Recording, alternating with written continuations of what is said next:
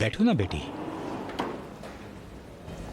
नहीं शुक्रिया, मुझे क्लास में जाना है।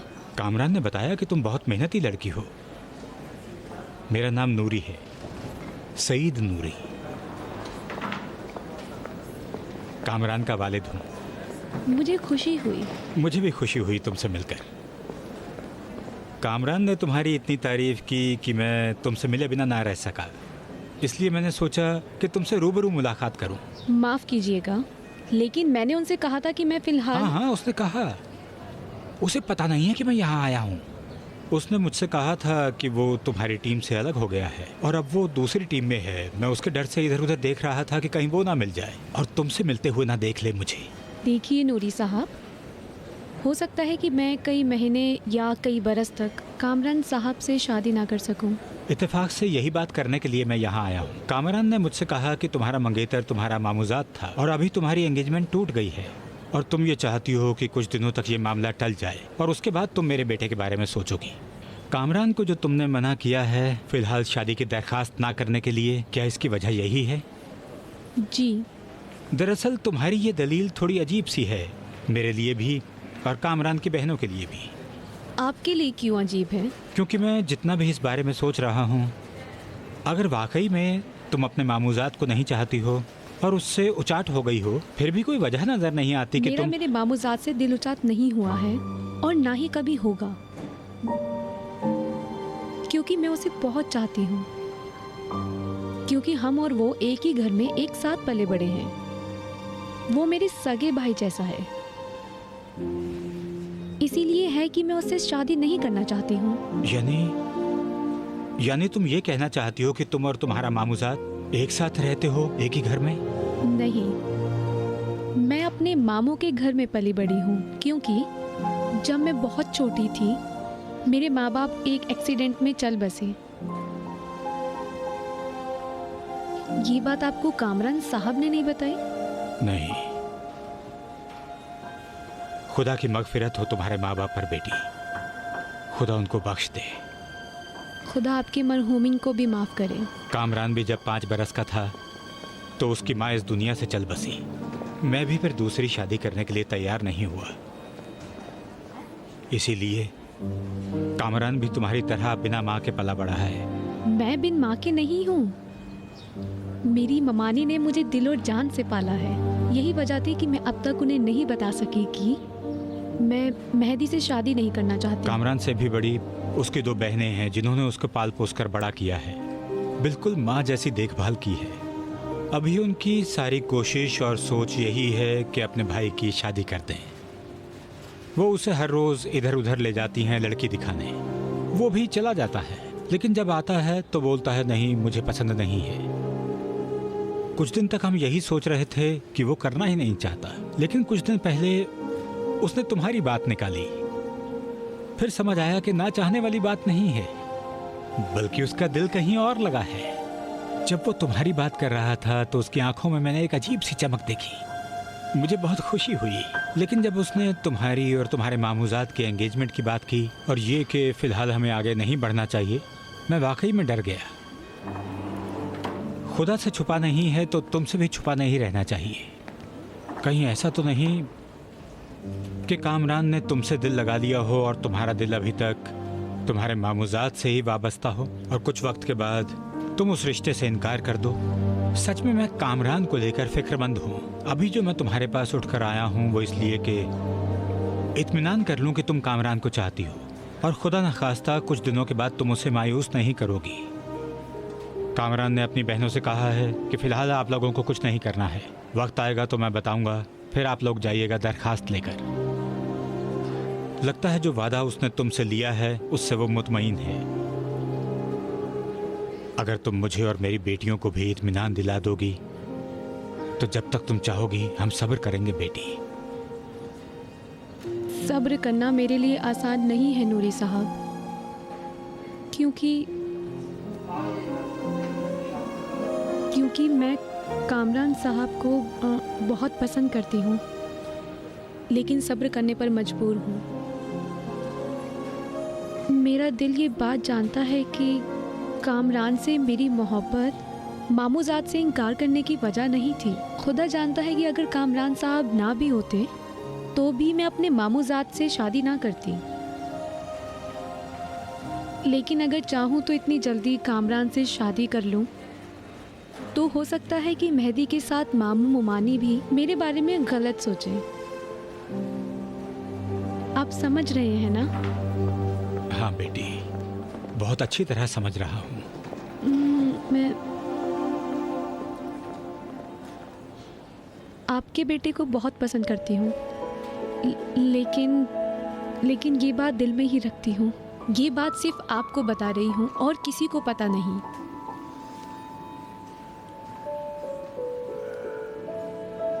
जो रोशनी मैंने कामरान की आंखों में देखी है वही तुम्हारी आंखों में भी देख रहा हूँ। अब मुझे इत्मीनान हो गया समीरा बेटी।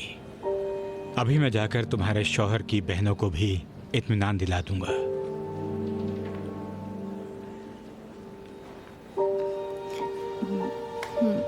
इजाज़त है मैं क्लास में चली जाऊँ?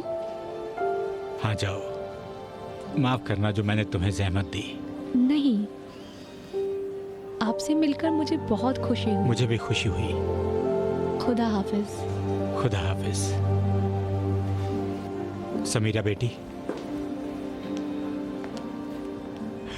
तुमसे एक दरखास्त है। तुम कामरान को मत बताना कि मैं मिलने आया था। अगर उसे पता चलेगा तो वो मुझसे नाराज हो जाएगा। ठीक है। जाओ, खुश रहो। जाकर अपनी पढ़ाई पर ध्यान दो।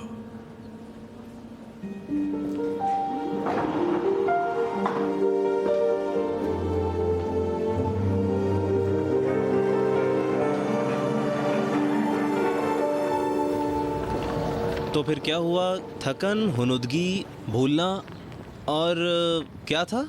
चमड़े पर झुर्रियां आना और मुंह का फूलना और कोलेस्ट्रॉल का शाबाश। बढ़ना।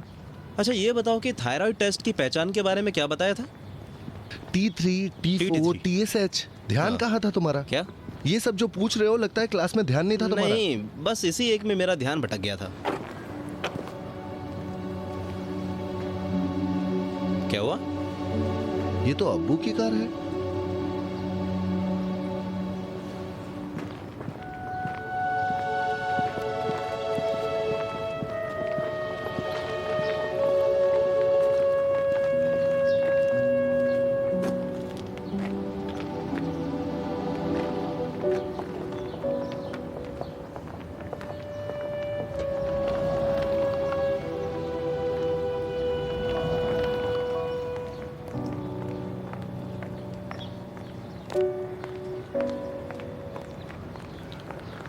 सलाम अब्बू। सलाम। सलाम नूरी सलाम। साहब। ठीक हो कामरान बेटे?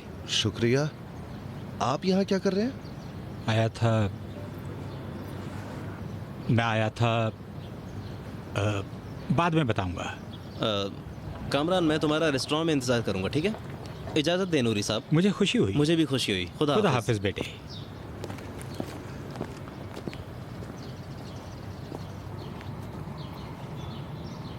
आप यहाँ किस लिए आए हैं? मैं आया था नौरोजी बेटी से मिलने के लिए। मैंने आपसे कहा था ना ऐसा मत कीजिएगा अब्बू। काश मैंने आपको कुछ बताया ही नहीं होता। मुझे उससे बात करनी जरूरी थी बेटे। कैसी बात? मैं ये इत्मीनान करना चाहता था कि कहीं उसने तुमसे झूठा वादा तो नहीं किया है। अब मुतमईन हो गया। ये बताओ, तुमने मुझे क्यों नहीं बताया था कि उसके माँ बाप एक्सीडेंट में मारे गए हैं? उस दिन महसा और महनाज ने इतने सवाल मुझसे पूछ डाले कि आपको बताना ही भूल गया। आपके यहाँ आने से वो नाराज नहीं हुई? शुरू में हुई, लेकिन अब नाराज नहीं है। आपने अच्छा नहीं किया अब्बू। अब मुझे जाकर उनसे माफी मांगनी पड़ेगी। जरूरत नहीं है इसकी। मैंने उसे कह दिया कि मेरे आने की तुम्हें खबर नहीं है और उससे भी दरखास्त की है कि वो इसे जाहिर ना करे। तुम भी जाहिर मत करना। लड़की बहुत अच्छी है और तुम्हें बहुत चाहती भी है। उन्होंने ऐसा कहा? हाँ, लेकिन शर्म से वो पानी पानी हो गई।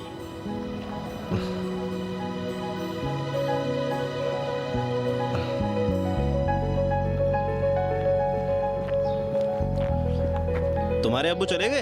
हाँ चलो, मुझे बहुत भूख लगी है। उन्हें कुछ खिला पिला देते तब भेज देते। अरे आए किस लिए थे? वो आए थे नौरोजी साहिबा से मिलने। उन्हें दुल्हन पसंद आई?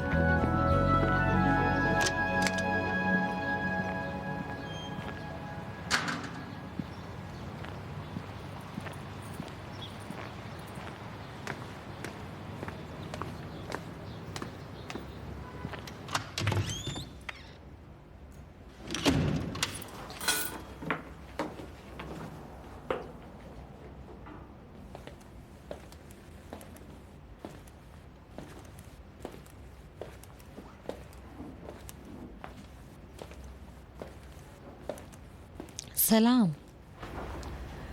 सलाम। कैसी हो बेटी? ये सब क्या है?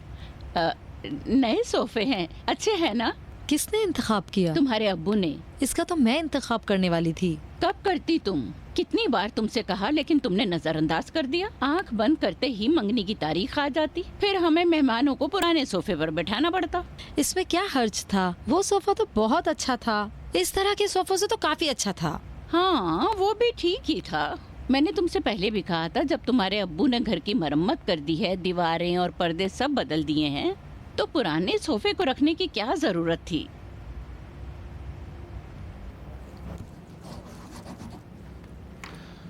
सभी यूनिट्स को बोलते हैं कि इसकी कॉपी सभी नोटिस बोर्ड पर लगा दें। जी ठीक है। नजरी साहिबा, जी, सौलखी साहब ने आपसे बात की? किस बारे में? उसी बारे में जो आप दोनों के बीच हुआ था। नहीं। मैंने उसी दिन जो आपके साथ बदसलूकी हुई थी उन्हें खबरदार कर दिया था।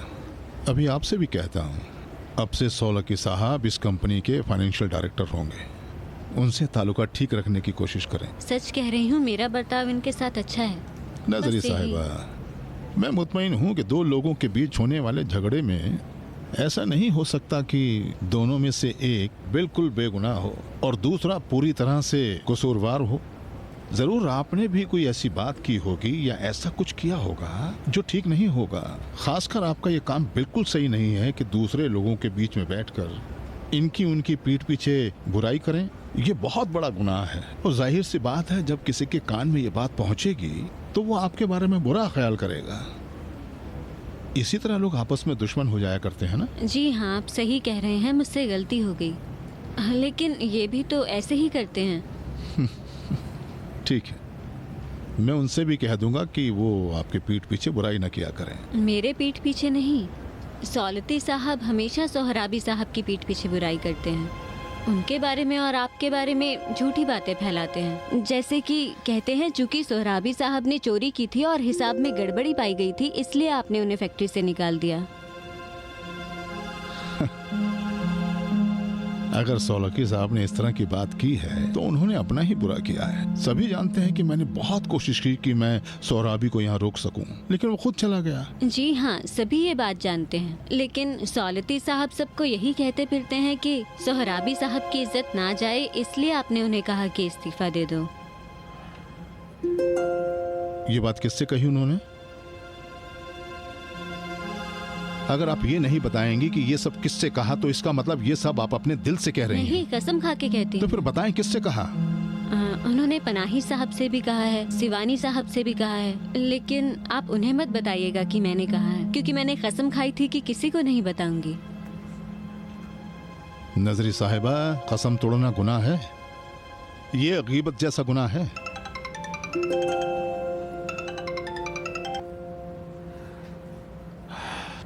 मैं सौलखी से कह दूंगा कि इस तरह की बकवास ना किया करें, और आपसे भी मैं ये चाहता हूं कि इधर उधर की बातें ना किया करें। आपको अच्छा लगे या ना लगे, सौलखी साहब इस कंपनी के डायरेक्टर हैं और आपसे बड़ा रुतबा है उनका। उनसे ताल्लुकात ठीक रखना आपके फायदे में होगा। समझ आई मेरी बात? जी हाँ। हेलो। सलाम। सलाम मेरी बेटी। तुम्हें तो इस वक्त सो जाना चाहिए बेटी। जो खरीदारी आपने की है उसने मेरी नींद उड़ा दी है। सोफे की बात कर रही हो? जी हाँ। हुरिया बेगम ने मुझे मजबूर किया। हुरिया बेगम ने कहा कि महबूबा इसलिए टाल मटोल कर रही है कि हम नया सोफा ना खरीदें और पुराने सोफे में ही एंगेजमेंट की रस्म हो जाए। मैंने भी नेट पे सर्च किया और सोफा देखते ही मैंने ऑर्डर कर दिया। कम से कम कोई अच्छे सोफे का ऑर्डर दिया होता। अबूजान, आपकी पसंद तो ऐसी नहीं थी। तो तुमने जो अपने लिए शौहर पसंद किया है वो भी तो अच्छा नहीं है। ये तो आप सही कह रहे हैं। अभी मैं फोन करके बोल देती हूँ कि मेरी राय बदल चुकी है, वो दरख्वास्त लेकर ना आए। नहीं, ऐसा मत करो, मुझसे गलती हो गई, माफ कर दो। इससे खराब सोफा दुनिया में नहीं मिल सकता है। होल्ड रखो बेटी, होल्ड रखो। जी बोलिए। बयानाती साहब आए हैं। उन्हें अंदर भेज दीजिए। जी। बेटी मेरी मीटिंग है, तुम्हें कोई काम तो नहीं है? नहीं, खुदा हाफिज। Hello hello अबूजान। बोलो बेटी। आज की रात मेहताब की दावत को भूलिएगा मत। सलामुन अलैकुम। नहीं, मैं नहीं भूलूंगा। आप मेरे पास आ जाइएगा, दूसरी गाड़ी से चलेंगे। ठीक है, 5:30-6 बजे तैयार रहना। जब वहाँ से निकले तो मुझे फोन कर दीजिएगा। ठीक है, जाओ अभी सो जाओ ताकि दावत में थकान ना महसूस करो। ठीक है, खुदा हाफिज। खुदा हाफिज बेटे। ठीक है बयानाती साहब। समझ में नहीं आ रहा कैसे शुरू करूं इंजीनियर साहब। मैं बिल्कुल ठीक नहीं हूं। क्यों, क्या हुआ? मैं जानता हूं आप अपने दामाद के कामों से बिल्कुल बाखबर नहीं होंगे।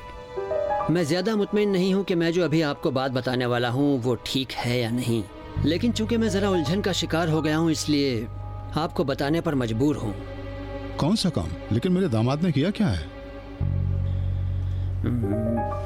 ये महीने की आखिरी तारीख में मेरे दफ्तर में आए और साथ में अदायगी की रकम का वो चेक भी लेकर आए जिस पर आपने दस्तखत किए थे। उन्होंने कहा कि चूंकि सोराबी साहब ने अपना काम ठीक से अंजाम नहीं दिया है, आपको अचानक पता चला कि कंपनी को 4-5 करोड़ का नुकसान हो गया है और आपको पैसे की कमी हो रही है और परेशानी है। सौलती साहब ने कहा कि आपने उन्हें मेरे पास भेजा है कि जिन कॉन्ट्रैक्टरों के फैक्ट्री पर ज़्यादा पैसे बकाया हैं उनसे बात की जाए और उनसे दरख्वास्त की जाए कि 2-3 महीने वो अपने पैसे ना लें। मैंने भी अपना चेक नहीं लिया। मैंने कहा कि हुसैन साहब की मेहरबानी इससे कहीं ज़्यादा हैं। अलबत्ता मैंने कहा कि पैसे की अगर ज़रूरत है तो मैं कुछ और पैसे नकद के तौर पर दे सकता हूँ। दरअसल कल भी मैं आपके पास यही बात बताने के लिए आया था, लेकिन इससे पहले कि आपसे मेरी मुलाकात हो सौलती साहब मुझे अपने कमरे में ले गए और एक दूसरी ही कहानी उन्होंने बयान कर दी। उन्होंने कहा कि आप इससे लाइल्म हैं कि कॉन्ट्रैक्टरों के पैसे बकाया हैं और इसलिए कि आप पर कहीं जहनी दबाव ना पड़े और कर्ज खाहों से आपको शर्मिंदगी ना हो, आपसे ये झूठ बोला गया है कि फैक्ट्री के लिए लोन लिया है उन्होंने ताकि फैक्ट्री की कमी की तलाफी हो सके। और उन्होंने ये भी कहा कि आपको इस बात का बिल्कुल इल्म नहीं है कि फैक्ट्री के कुछ कॉन्ट्रैक्टरों का पैसा बाकी है और मुझसे ये दरख्वास्त की कि आपको कुछ ना बताऊं। इसीलिए जब मैं कल आया था तो आपको मैंने कुछ नहीं बताया, लेकिन जब मैं फैक्ट्री से बाहर गया तो तजस्सुस की खातिर मैंने कुछ कॉन्ट्रैक्टरों से बात की।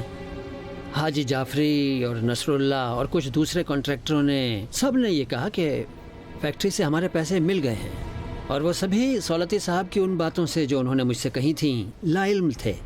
दरअसल इंजीनियर साहब, जब मैंने ये समझा कि सौलती साहब ने मेरा ही चेक रोक लिया है तब मुझे ये लगा कि शायद वो जो कह रहे हैं वो झूठ हो, इसलिए मेरे जहन में आया कि ये बातें आप तक पहुंचा दूं।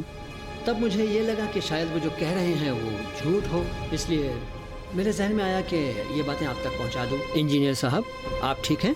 जी हाँ, मैं ठीक हूँ, बोलिए। मैं बिल्कुल नहीं चाहता था कि आपको दुख पहुंचाऊं। आपने बहुत अच्छा किया कि आप यहाँ तशरीफ़ लाए और सब कुछ मुझे बताया। मेरा दामाद मुझे लेकर बहुत परेशान है और मुझे बताया नहीं और आपसे आकर वक्त मांगा। शायद जिन लोगों को आपने फ़ोन किया है उनके अलावा औरों से भी वक्त मांगा होगा, लेकिन बहरहाल अब कंपनी की परेशानी हल हो गई है। मैं अभी बोल दूंगा, आपका चेक बना दिया जाएगा और कल आपको भेज दिया जाएगा। नहीं इंजीनियर साहब, मैं कसम खाकर कहता हूँ यहाँ आने का मेरा मकसद ये नहीं था कि मैं आपसे अपना पैसा मांगूं। खुदा गवाह है, मैं बिल्कुल राजी नहीं होऊंगा कि मेरी वजह से आप परेशानी उठाएं। मैं जानता हूँ आपका करम है मुझ पर बयानाती साहब। मैंने बताया ना, हमारी माली परेशानी दूर हो गई है। आप इत्मीनान रखिए।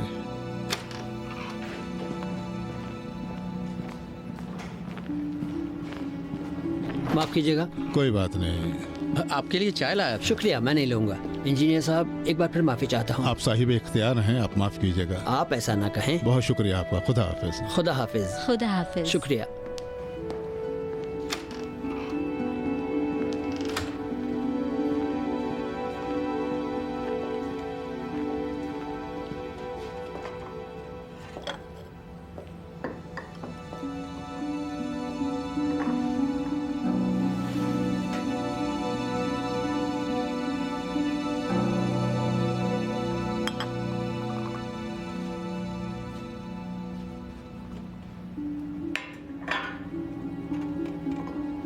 इंजीनियर साहब, आज मुझे थोड़ी देर हो गई, काम पूरा नहीं हो पाया।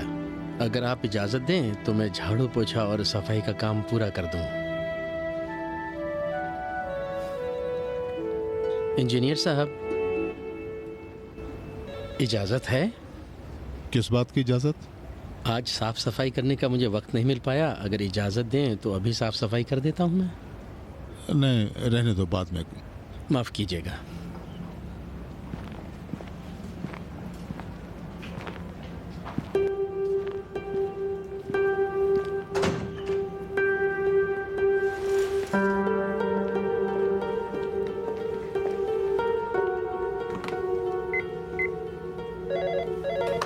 जी फरमाइए। सफरे साहब को मेरे लिए मिलाइए, बात करनी है। जी ठीक है।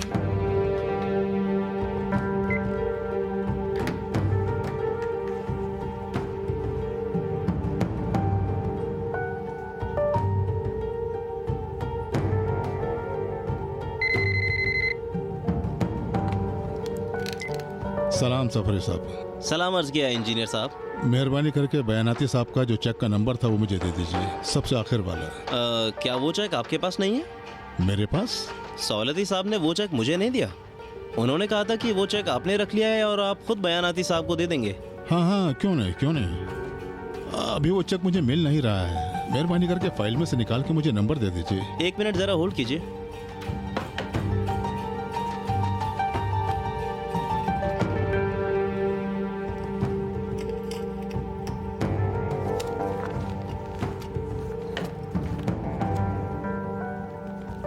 एक 1004/, जी 1713 173। बहुत शुक्रिया। कोई बात नहीं।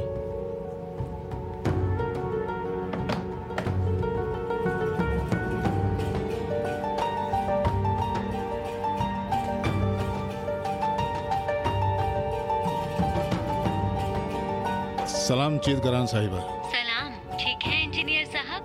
आपकी मेहरबानी। आपको एक जहमत देनी थी। ये तो मेरा फर्ज है इंजीनियर साहब। मेरा एक चेक है जो बयानाती साहब के नाम से है, उसका नंबर मैं आपको दे रहा हूँ। देखिए वो डिपॉजिट हुआ है या नहीं। कोई बात नहीं, आप बताइए। 1004/713 जी 173। जरा होल्ड रखिए इंजीनियर साहब। शुक्रिया।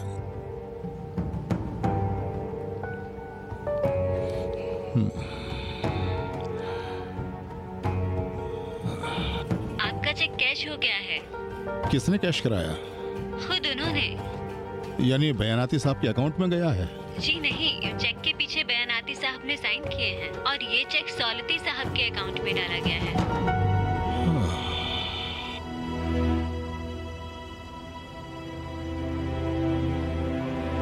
हेलो इंजीनियर साहब। जी आप सुन रहे हैं? जी सुन रहा हूँ। बहुत शुक्रिया।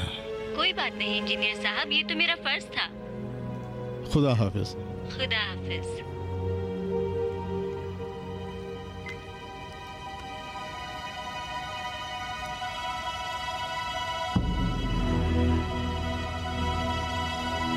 पूया कैसा रहेगा? नहीं, ये पुराना नाम है।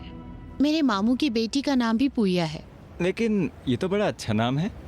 अभी तो बहुत जल्दी है, पहले पता तो चले बेटा होगा या बेटी, उसके बाद नाम का सोचेंगे। मैंने कहा ना, मुझे इल्हाम हुआ है कि बेटा ही होगा। अगर लड़की होगी तो इल्हाम नाम ही ठीक रहेगा। लड़की नहीं है। दुआ करो कि लड़की हो। अगर लड़की होगी तो तुम्हारे लिए बहुत अच्छा होगा, क्योंकि बेटियां तो बाप की लाडली होती हैं। मेरी और महबूबा की ही मिसाल ले लो, बाप पर मरते हैं हम दोनों। मैं तो खुदा से चाहता हूँ कि लड़की हो, लेकिन जानता हूँ कि नहीं होगी। अच्छी बात है। इन बातों की बजाय उठ के आ जाओ मेरे पास, मेरी मदद करो, यहाँ बहुत काम पड़ा है। मैं इतनी जल्दी काम छोड़ के तो नहीं आ सकता, तुम्हारे अब्बू नाराज हो जाएंगे। ओह, पता है मुझे कितना काम करते हो। 1 घंटे से बात किए जा रहे हो, मुझे काम भी नहीं करने दे रहे। ठीक है, 1-2 घंटे के बाद तुम्हारे अब्बू से इजाज़त लेके आ जाऊंगा तुम्हारी मदद करने। ये बताओ, महबूबा ने उस डॉक्टर पाजुकी के बारे में कुछ नहीं बताया तुम्हें? नहीं, जिस दिन मैंने दावत के लिए फ़ोन किया था इस बारे में कोई बात नहीं की। मैंने भी खुद को रोकने की बहुत कोशिश की कि कहीं मैं उससे पूछ न बैठूं। उसके बाद हमारी आपस में बात ही नहीं हुई। तुम्हें कुछ नई बात पता चली है क्या? नहीं, शायद किसी और काम के लिए आए हों। मेहताब 1 मिनट होल्ड करो। हेलो इंजीनियर साहब, आपको अभी बुला रहे हैं। ठीक है।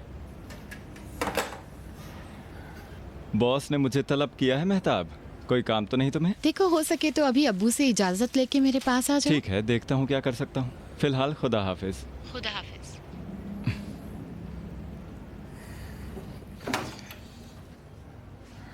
सलाम। सलाम।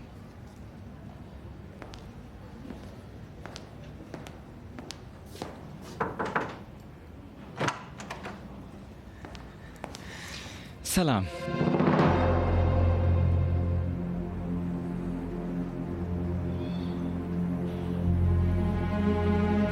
दरवाजा बंद करो।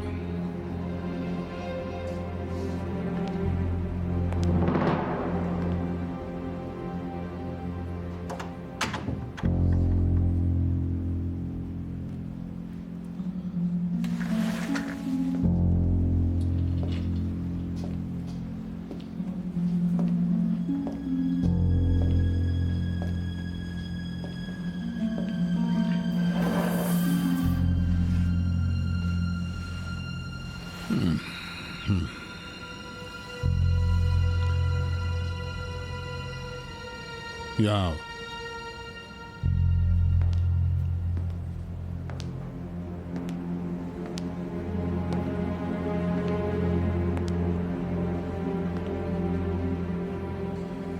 बैठो। कुछ हुआ है क्या?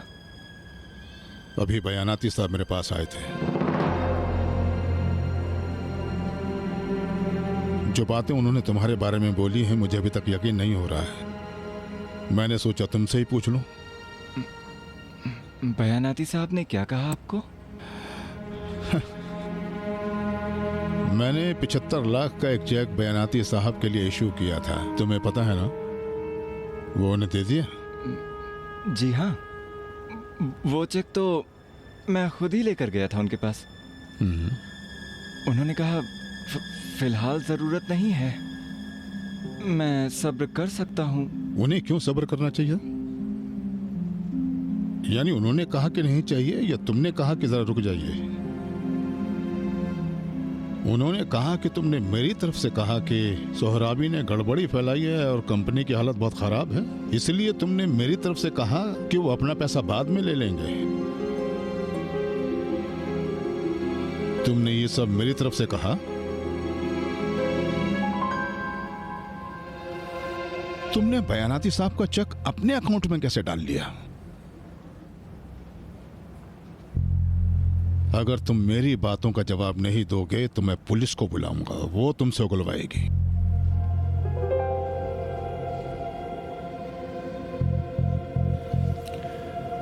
बयानाती का स्टैंप तुमने चेक के पीछे कैसे लगाया? जिस दिन ये झूठ बोलने गए थे उसी दिन ये स्टैंप चुराया तुमने उनका? नहीं। मैंने बैंक में फोन किया तो उन्होंने बताया कि चेक के पीछे बयानाती के स्टैंप और दस्तखत हुए हैं। खुद बयानाती को यह पता नहीं था कि उन्होंने तुम्हारे अकाउंट में 75 लाख डाल दिए। इसका मतलब दो बातें हो सकती हैं। क्या उनका स्टैंप तुमने चुराया या तुमने जालसाजी की? मैंने चोरी नहीं की। तो जालसाजी भी करते हो? मैंने तो सोचा भी नहीं था कि तुम्हें यह हुनर भी आता है। मैं तो बस ये सोचता था कि तुम्हें यह हुनर आता है कि मेहताब जैसी भोली भाली लड़की को ही धोखा दे सकते हो।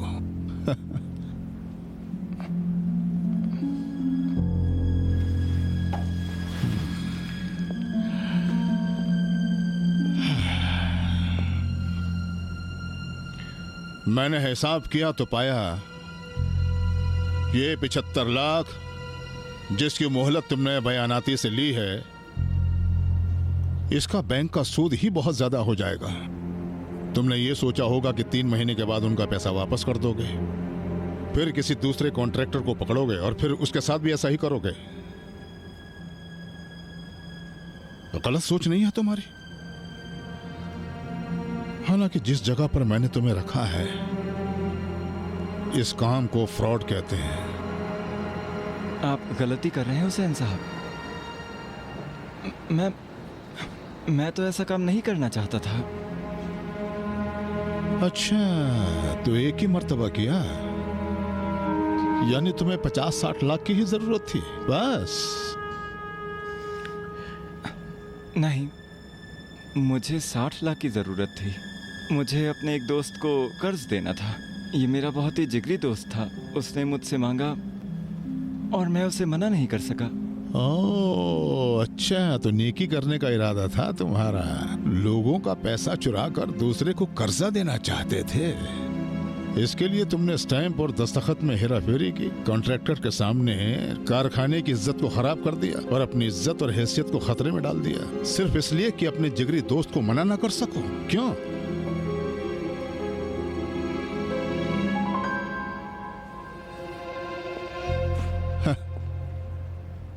तुमने क्या सोचा कि किससे पाला पड़ा है तुम्हारा?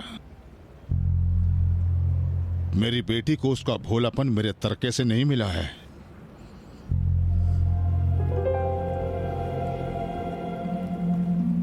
जानता हूं आप यकीन नहीं करेंगे, लेकिन मैंने सच में वो पैसे उधार दिए हैं। मैं तो पहले से ही समझता था कि तुमने मेहताब को अपने इन्हीं सब कामों के लिए अपने जाल में फंसाया है, और वो भी फंस गई। मैं जानता था तुम ये सब पैसों के लिए कर रहे हो, लेकिन मैं सोच भी नहीं सकता था कि तुम इतना ज्यादा गिर जाओगे। अगर मैं जानता होता कि तुम्हारी हैसियत सिर्फ इतनी है तो 2 साल पहले ही 2 करोड़ का टुकड़ा तुम्हारे मुंह पर फेंक कर मेहताब को तुम्हारे चंगुल से निकाल लेता।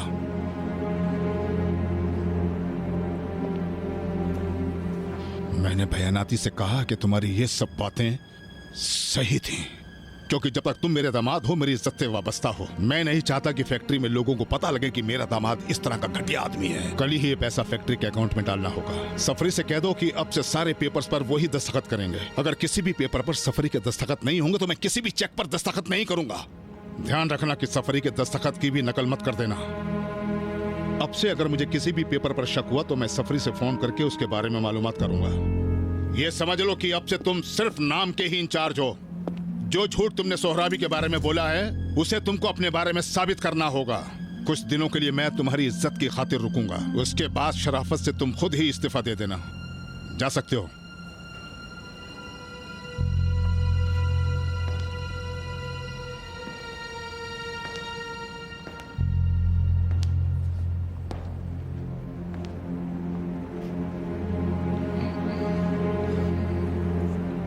मेहरबानी करके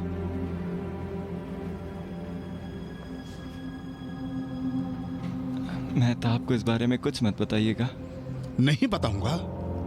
मैं तो अभी से ये सोचकर खुश हो रहा हूँ कि जब महबूबा और मेहताब से मिलूंगा तो उनको बताऊंगा कि तुम कैसे धोखेबाज इंसान हो। अभी अगर मैं फोन करके नहीं बता रहा हूँ तो इसलिए कि मैं उनको तुम्हारे सामने बताऊंगा कि तुम कैसे इंसान हो। मैं उनके चेहरे पर उनके तासुरात देखना चाहता हूँ। 2 साल तक जिनकी वो तरफदारी करती थी वो कैसा इंसान है, उन्हें भी देखूंगा और तुम्हें भी देखूंगा। आप ऐसा मत कीजिए हुसैन साहब। क्या तुम आज की दावत को कैंसिल करना चाहते हो? आपको खुदा का वास्ता है ये बात किसी भी तरह मेहताब के कानों तक ना पहुंच। क्यों? क्या तुम्हें उससे हमदर्दी है और तुम ये नहीं चाहते थे कि वो ये समझे कि कैसा घटिया आदमी चुना है उसने? क्योंकि अगर इन बातों का उसे पता चल गया तो हो सकता है उसके बच्चे के लिए ये बुरा हो।